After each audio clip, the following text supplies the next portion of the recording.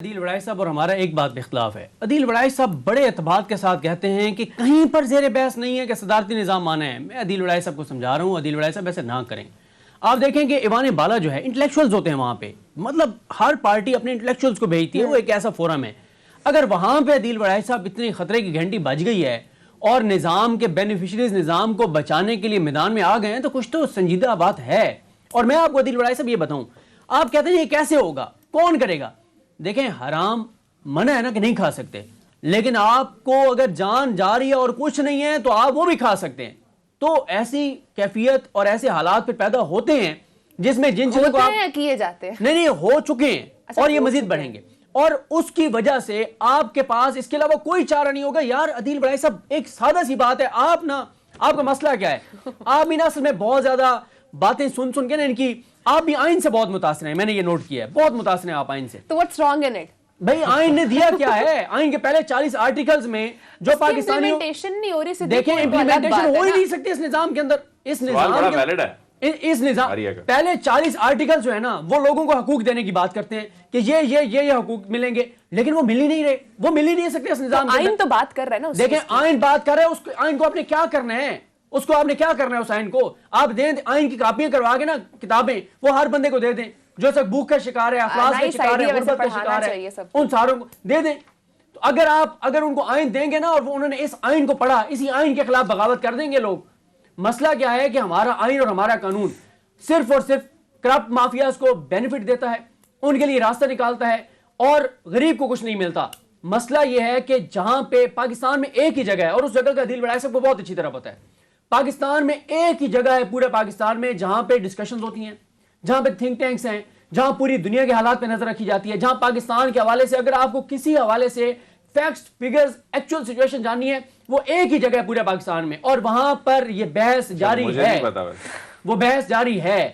ٹھیک ہے, وہ سائیڈ ہے عدیل ماننے سے انکار ہے, یہ وہ سائیڈ ہے جس پر شہباز شریف صاحب اور عدیل وڑائی صاحب سمیت کوئی بھی پاکستانی ہو تو وہ اس طرف جاتے ہوئے فخر محسوس کرتا ہے, اس گلی سے گزرتے ہوئے, اس سڑک سے گزرتے ہوئے فخر محسوس کرتا ہے. میں صحافی ہوں, مجھے اپنے کام سے فخر ہے, مجھے اپنا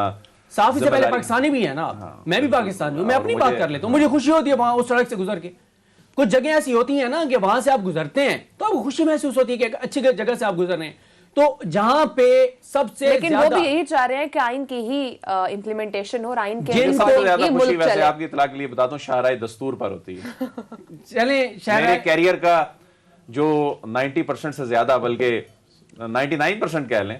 جو میرا جو کیریئر ہے وہ وقت جو ہے یہیں کوریج کرتے گزرا. عدیل وڑائی صاحب شاہراہ دستور پر سب عمارتوں میں سے جو عمارت 2.5 فٹ اونچی ہے نا, وہ عمارت بھی انشاءاللہ اس کے حق میں ہی فیصلہ کرے گی, کیونکہ پاکستان کو آگے لے کر جانا ہے. پاکستان آپ دیکھیں شاہ فرمان صاحب کی, آپ سنیں آج ہم, کیونکہ ہمیں نہیں پتا تھا کہ آج سینٹ میں یہ معاملہ آ جائے گا اور ہمیں یہ ٹاپک ٹیک اپ کرنا پڑے گا, کل ہم وہ سوٹ سلا دیں گے. بالکل درست کہا شاہ فرمان صاحب نے, انہوں نے کہا 6 ماہ کہیں, سال کہیں, 5 سال کہیں, صدارتی نظام آ کر رہے گا. آپ والی بات کر رہے ہیں کہ آ کر رہے گا, بٹ اس کے لیے سٹیپس کیا ہے وہ نہ آپ بتا رہے ہیں نہ شاہ فرمان صاحب بتا رہے ہیں. اگر ایک مریض جاتا ہے ہاسپٹل کے اندر, اس کو بچانا ہوتا ہے, یہ ڈاکٹر نے فیصلہ کرنا ہے کہ بھئی کیسے بچانا ہے, اس کو ٹیکا لگا کے بچانا ہے, اس کو ڈرپ لگا کے بچانا ہے, اس کو گولیاں کھلا کے بچانا ہے, یا اس کی کوئی میجر سرجری کر کے بچانا ہے. آپ خود سولوشن بتا رہے ہیں نا, تو اس پہ بھی کوئی سولوشن بتا دیں. ڈاکٹر نے مریض کو بچانا ہے, یہ فیصلہ ڈاکٹر کرے گا کہ مریض کو کیسے بچانا ہے, کیونکہ ڈاکٹر نے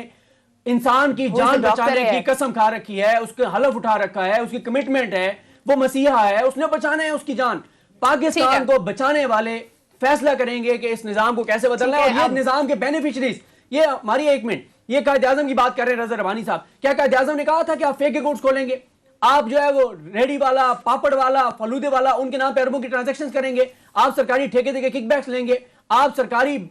جو فنڈز ہیں اور آپ کک بیک سے پیسوں صدقے کے بکرے تک ان سے لیں گے, آپ کی لانڈری تک ان پیسوں سے ہوگی. کیا یہ کہا تھا قائد اعظم نے؟ قائد اعظم نے یہ کہا تھا کہ آپ لندن میں فلیٹس بنائیں گے, قائد اعظم نے یہ کہا تھا کہ آپ ٹی ٹیز لگائیں گے. قائد اعظم نے یہ بھی کہا تھا کہ یہی وہ آئین ہے جس کی مدد سے آگے یہ بھی ایک بحث ہے, یہ بھی ایک بحث ہے کہ قائد اعظم صدارتی نظام چاہتے تھے, یہ پارلیمانی نظام چاہتے تھے, کھل کے بات ہونی چاہیے. انشاءاللہ عوام کے منتخب نمائندے جو ہیں اس مسائل سے نکالیں گے. اگر یہ عوام کے منتخب نمائندے ہیں نا اور یہ عوام کا درد رکھتے ہیں آگے چلیں, تو بس پھر صدارتی نظام سے آگے چلے جائیں, پھر کوئی اور ہی آ جائے تو اچھا ہے. آپ بہت دھڑلے سے یہ بات کر رہے تھے کہ صدارتی نظام کی کوئی بحث ہی نہیں ہے, کوئی بات ہی نہیں ہے, ایسا کوئی پوائنٹ ہی نہیں ہے, یہ باتیں صرف ویسے ہی ہم جیسے لوگ یا میڈیا پر ایسی ڈسکشن چل رہی ہے, یہ تو ایوان بالا تک باتیں پہنچ چکی ہیں, تو مطلب what's happening؟ شیخ رشید صاحب سے بھی صحافیوں نے سوال کیا تو میں سن رہا تھا, تو وہی کہہ رہے تھے کہ میں دعوے سے کہہ سکتا ہوں کہ کابینہ کے کسی اجلاس میں عمران خان نے صدارتی نظام یا ایمرجنسی کے حوالے سے کبھی کوئی بات نہیں کی. انہوں نے کہا کہ اگر پاکستان تحریک انصاف کے کسی شخص نے اس پہ بات کی ہے, یعنی ان کا اشارہ جو گورنر ہیں KPK کے ان کی جانب تھا, تو وہ ان سے پوچھنا چاہیے. اچھا, سب سے پہلے تو آج جب ایوان بالا میں یہ قرارداد پیش ہوئی ہے, یہ قرارداد میں تھا کیا, کس نے پیش کی, پہلے یہ بتا دیتے ہیں کہ یہ سینیٹر رضا ربانی صاحب نے پیش کی, اور اس میں یوسف رضا گیلانی, اعظم نذیر تارڑ, مشتاق احمد, مولانا عبدالغفور حیدری, اور اس میں سینیٹر ہدایت اللہ اور دیگر جو سینیٹر ہیں وہ اس قرارداد کو پیش کرنے والوں میں شامل تھے. اس قرارداد میں کہا کیا گیا ہے؟ اس قرارداد میں کہا گیا ہے جی کہ میڈیا کے ایک حصے اور سوشل میڈیا پر پارلیمانی نظام کے خلاف منظم بحث چلائی جا رہی ہے اور مہم صدارتی طرز حکومت کے لیے چلائی جا رہی ہے. اس میں یہ بھی کہا گیا ہے کہ قائد اعظم نے پاکستان کے لیے وفاقی پارلیمانی طرز حکومت کا تصور پیش کیا, پاکستان کے لوگوں نے وفاقی پارلیمانی نظام کے لیے انتھک جدوجہد کی, اور اس میں پھر یہ کہا گیا ہے کہ صدارتی نظام لانے کے لیے 1973 کے آئین کی از سر نو تخلیق درکار ہوگی. یہ ایوان 1973 کے آئین کے پیش کردہ پارلیمانی طرز حکومت کا تحفظ کرے گا, اور دنیا کی کوئی بھی طرز حکومت وفاق کے لیے جو ہے یعنی دیگر, انہوں نے کہا ہے کہ دیگر کوئی بھی جو طرز حکومت ہوگا وہ وفاق کے لیے تباہ کن نتائج کا باعث بنے گا. یہ تو کہا گیا ہے اس قرارداد میں. دیکھیں, بات یہ ہے کہ اس میں کوئی شک نہیں ہے, اس میں کوئی شبہ نہیں ہے کہ کسی بھی حکومتی سطح پر اس پر کہیں بات نہیں ہو رہی کہ اس کو لایا جائے, لیکن ہمارے نظام میں جس طرح کے فیلیئرز روزانہ کی بنیاد پہ سامنے آ رہے ہیں, آج بھی ہم اسی پروگرام میں آگے جا کے بات کریں گے کہ جس طرح جو کرپشن کے مقدمات میں, چاہے وہ مقدمات ٹھیک تھے غلط تھے, ہم اس کی بحث میں نہیں جاتے, لیکن اگر کسی کو,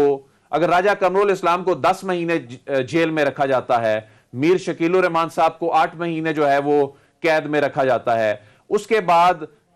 بریت ہوتی ہے, تو اس میں پھر کوئی باعزت بریت ہوتی ہے, تو اس میں ہمارے سسٹم میں کہیں نہ کہیں تو گرے ایریا ہے. یہ کسی نہ کسی کا تو فیلئر ہے, یا تو ان دونوں کے ساتھ زیادتی ہوئی ہے, تو یا پھر ہمارے پروسیکیوشن میں اتنی کمیاں ہیں, اتنی گرے ایریاز ہیں کہ اس کی وجہ سے یہ لوگ بچ گئے. ان دونوں میں سے ایک چیز تو ہے. عادل, مجھے لگ رہا ہے کہ آپ شاید صدارتی نظام سے کنونس ہو چکے ہیں, کہ پچھلے پروگرامز میں آپ نہیں تھے, بٹ اب آپ آہستہ سے اس پوائنٹ پہ آ رہے ہیں. اچھا, اس کو آپ اور صدیق جان صاحب اس طرح لیتے ہیں کہ شاید میں صدارتی نظام کی کوئی مخالفت میں بات کرتا ہوں. میں یہ کہتا ہوں کہ صدارتی نظام جو ہے وہ آنا ہے, تو اس کے لیے دیکھیں اس قرارداد میں بھی یہی بات کی گئی, اس کے لیے آئین کا آپ کو سارا سٹرکچر تبدیل کرنا ہے. میں یہ کہتا ہوں کہ صدارتی نظام اگر آنا ہے, میں خود یہ سمجھتا ہوں کہ صدارتی نظام میں میرا یہ خیال ہے کہ صدارتی نظام میں شاید جو بہت سی کمیاں کوتاہیاں اس میں ہوں وہ اس کے ذریعے ایڈریس کی جا سکتی ہوں, لیکن میں یہ کہتا ہوں کہ اس کے آنے کا ایک طریقہ کار ہے, وہ پارلیمان نے لے کے آنا ہے. میں یہ کہہ رہا ہوں کہ اس کے علاوہ کوئی اور میکنزم نہیں ہے, کوئی ایک نظام نہیں ہے. یہ آئین میں یہ جو اس ڈھانچے میں تبدیلی کرنی ہے, یہ عوام کے منتخب نمائندوں نہیں کرنی ہے. میرا یہ موقف ہے. باقی صدیق جان صاحب سے آپ پوچھئے کہ صدیق جان صاحب تو آج بڑے خوش دکھائی دے رہے ہیں, کیونکہ